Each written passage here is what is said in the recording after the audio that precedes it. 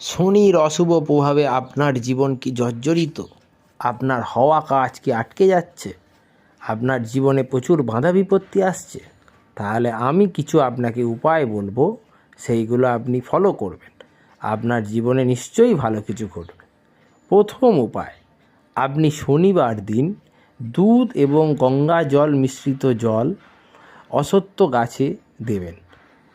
সেই জল ঢালার পরে অশ্বত্থ গাছের শিকড়ের থেকে একটু মাটি নেবেন, নিয়ে কপালে একটু তিলক করবেন।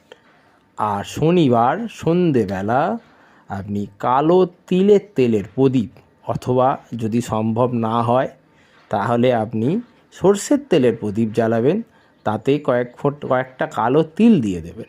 সেই প্রদীপটি সন্ধেবেলা অশ্বত্থ গাছে নিচে বসিয়ে রেখে চলে আসবেন। দেখবেন আপনার জীবনে নিশ্চিত ভালো কিছু ঘটবে।